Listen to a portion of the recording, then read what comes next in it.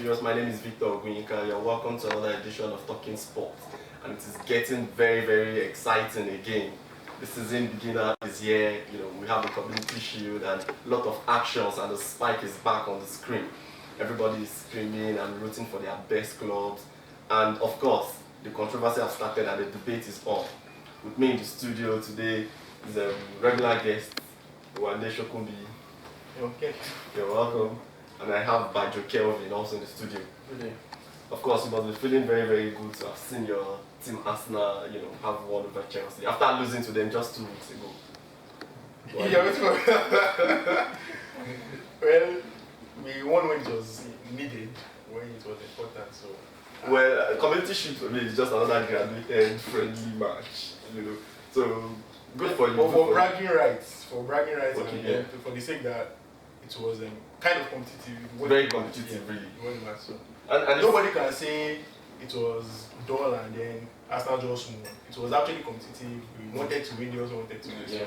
It wasn't a gift. Okay, Kelvin, for me, that both managers, they employ the same kind of formation. Okay. 3-4-2, 3-4-2. What are they? Is that was Chelsea's victory secret last season?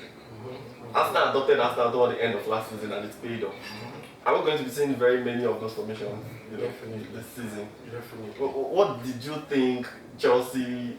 Okay, let me just put you straight on point. That red card was a deciding factor in that match. Do you agree? No, what was it? It was a clear red card. It was a clear red card, of course. It's playing 10-man Chelsea is always going to be a weakness. Is that correct? Well, yes, but I don't see how the red card will have changed Kolasinac actually. Pedro is not a defender, for instance. He will not have affected directly, maybe indirectly, subconsciously in their minds. The red card affected them, maybe.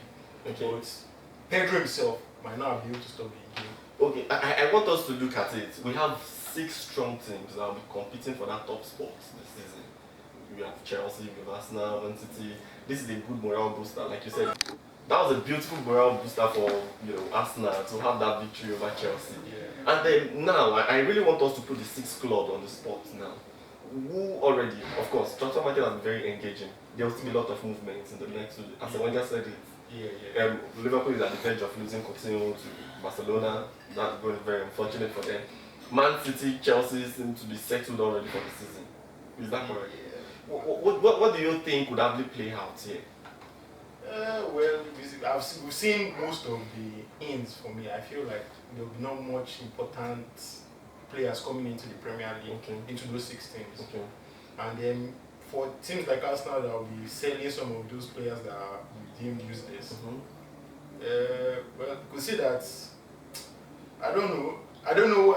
I'm thinking you want me to say who I feel has done the best job. No. I'm just trying to look at this season. Most of the time, they always start very, very promising with a lot of potentials, good players. But at the end of the day, after playing your 3 third matches, you discover that you start seeing some funny reactions. Maybe a Morata, for example, has refused to start on the right foot. Talking about Morata, he lost that penalty. Is that fair? Is it fair to start putting Morata on the spot? It is too early. Why not? It's not like he has not played. It's not like he has not played. Why should you say it's not really his fault now? It's a penalty. It's anybody's game. Wait. I don't understand. See, it was a wrong decision for telling Morata to start 10 minutes to the end of the match and telling him to pay a very decisive penalty like that. Me, as a coach, I wouldn't have advised him to even play Morata, even starting Morata for his first match. Yes, now. Like I said, started that match. No, like I said, I've been playing before that now. He didn't play penalty now. He didn't play penalty. There's no. You don't even use. Well, what exactly your point? Because he came 10 minutes to the end of the game. If he came 10 minutes to the end of the game to a new team with a lot of demand, you don't play 10 minutes to the end of match. Besides, 10 minutes. And 10 minutes. 10 minutes. No, 10 minutes. Okay, it was close to the end of the match. 10 minutes to the end of the match and tell him to play penalty. against Arsenal. Oh Jesus Christ! Against How does that? Yes, How does that? No, it's even a wrong. Why would you bring Morata? You should have allowed him to There are play teams that full 45 minutes. Wait, there are Kelvin, teams- let me help Kelvin. Wait. If you have a Ronaldo in your team, Okay. say on the bench, Yes. and you have to. Okay, me signing Ronaldo. No, wait. I want to get something right. You have Ronaldo on the bench, Mhm. and it's time for you to play maybe like 5 minutes to the end of the game, and you know you're going to play penalty. Won't you, as a coach, you have just one substitution? Do you know? Bring Ronaldo because you are sure you can play penalty. Conte did not even have the mindset when they were going to play penalty. Okay, that's another. Because to me, that was even the wrong decision. Why would you say Courtois to play penalty? Why? No, this is how it works. To me, this is how it to works. me, Chelsea not gaining when the whole 100% on that penalty was him telling Courtois to play penalty. Why would you say keeper? No, it doesn't work like that. No, It doesn't work like that.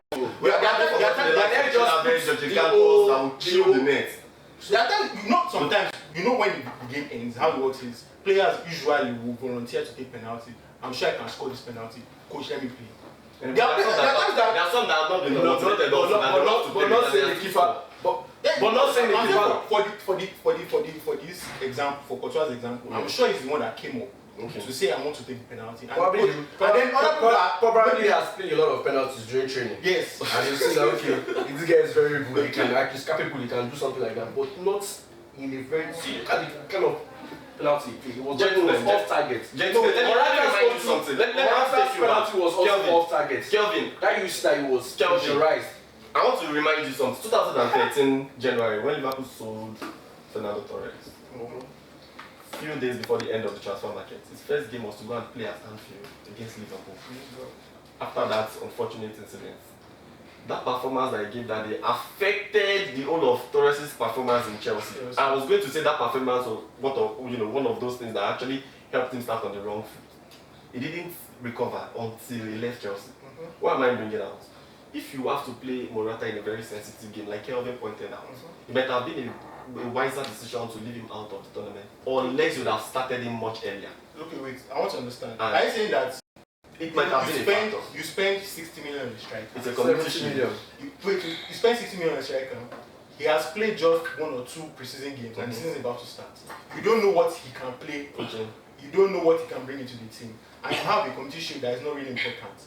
It is important. It's not really important. It is important for the rivals. No, they are the best decision. It's not really important, but it is a time for you to say you want to test those assets. That was wrong.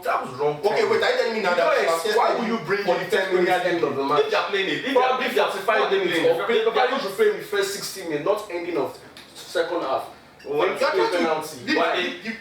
a community shield with Arsenal, even with the insensitivity of the tournament, is a bigger game than playing a Watford in your first Premier League game. Do you agree with me? Yes. So it's fair for him to have rested that guy to play a weaker team. But no, look at this now. The game is not really important, no matter how you want to argue it. Chelsea have not lost anything. They've not lost the Premier League. They've not lost any trophy that they're going for. Now, what I'm saying is they've lost the competition. What I'm saying is, the community shield is still a ground for you to test players. No matter how you want. We saw Nelson for the first time. He just made a few games in preseason, and he still played in the community shield. It's still a testing ground. I agree. So for Morata, it was still a testing ground. I agree. And now we know that Morata can take penalty. Conte will be informed by the decision that first game of the league, if the last minute of the game, Chelsea is giving a penalty, Morata won't take it. Okay, let us move away from Morata and everything around it. Moving away from Morata now, let us go to what is going to happen. Champions League is starting tomorrow. Champions League is starting tomorrow. Playoffs. No. See, Champions League is starting tomorrow, and that is it. First, it's starting with a high-profile game. We have the Super Cup. We have Real Madrid playing Man United, and next week, the big boys start showing themselves and showing why they have to play in the Champions League. Big boys like welcome. I don't know for you. I'm asking. The team that finished 4th will play Champions League. The team that finished 5th will play Champions League. Yes. Where did Arsenal finish? For this season, Arsenal is not part of No, you said big boys. One day leave me. Let me talk about what is happening tomorrow. We have Real Madrid and Manchester United. They played once during the preseason. So this is going to be a replay. Just the way Arsenal. They played once. Yes.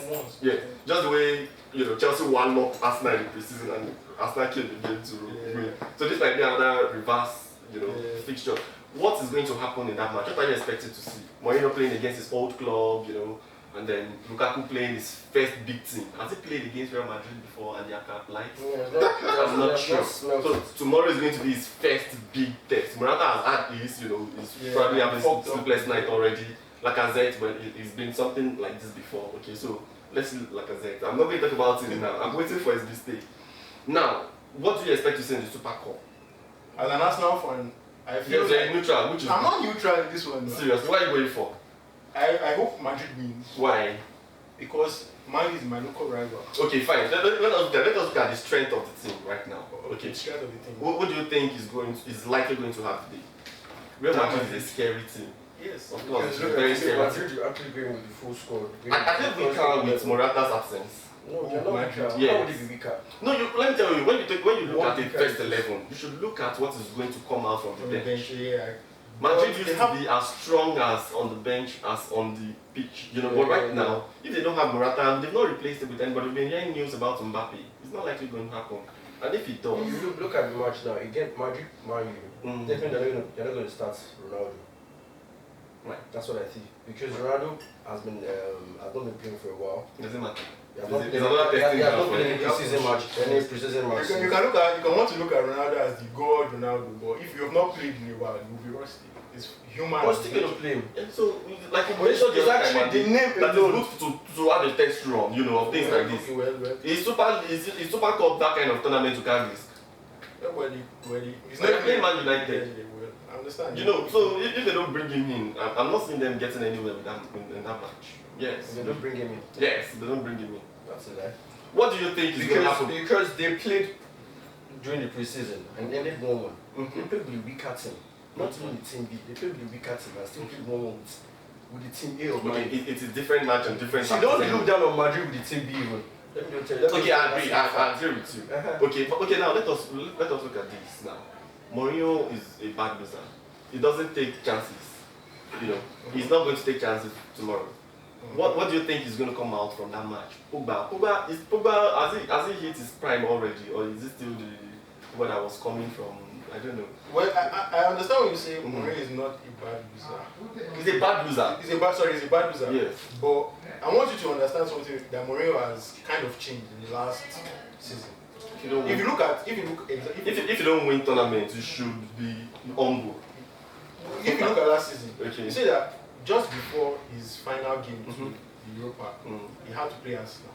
Yeah. And then he decided to let Arsenal win. For me, that's what I can say. Let Arsenal win. He didn't feel the strong team. Just so that he could win something. And me, I see this season coming, this Premier League season coming, as something that Mourinho has to at least win something big, if not the FA, the Premier League.